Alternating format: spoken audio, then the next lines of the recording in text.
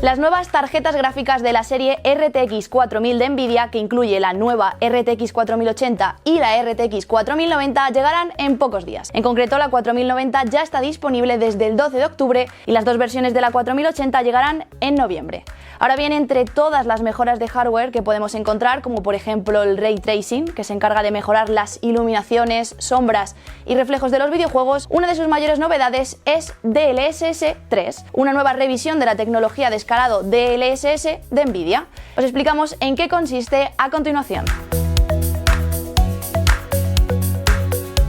Vamos primero de todo con el núcleo, que es entender el concepto de DLSS. En pocas palabras, Deep Learning Super Sampling es una función de Nvidia RTX que utiliza la IA para aumentar el rendimiento de la velocidad de fotogramas de un juego. El DLSS básicamente genera imágenes a una resolución más baja para ayudar a disminuir el esfuerzo de la GPU, permitiendo así un aumento de la velocidad de fotogramas. A esto, la inteligencia artificial añade más píxeles para compensar, permitiendo a los usuarios aumentar la velocidad de fotogramas y mantener una alta resolución sin sobrecargar la GPU. Pues bien, aquí DLSS 3 utiliza el mismo concepto que la versión original, pero ha mejorado la tecnología, ofreciendo hasta 4 veces más rendimiento y podrás activarlo si el juego lo permite, como ya ocurre con DLSS.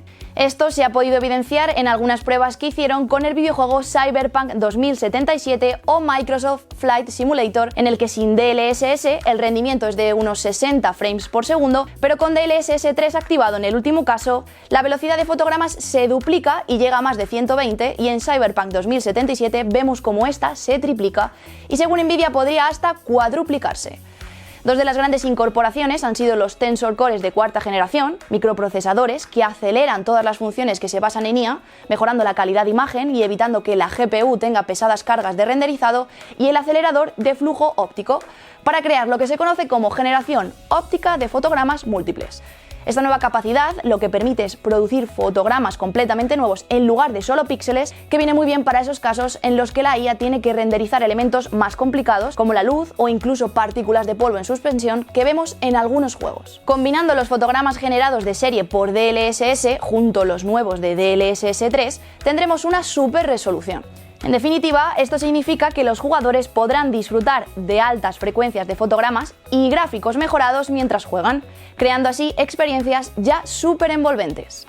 Y es que hay que recordar que en ciertos juegos el DLSS puede tener algunas desventajas, como el desenfoque de movimiento, también conocido como ghosting, o el mal aliasing, que es el suavizado de texturas. DLSS 2 soluciona este tipo de problemas y DLSS 3 aporta aún más correcciones con mejor calidad gráfica y FPS. En relación con los videojuegos, destacar que por el momento existe una lista de 35 juegos y aplicaciones, incluidos los dos mencionados anteriormente, que han anunciado su compatibilidad con DLSS 3, así como motores como Unity y Unreal Engine 4 y 5. La gran pregunta por responder ahora que ya conocemos todas las novedades sería: ¿merece la pena el DLSS?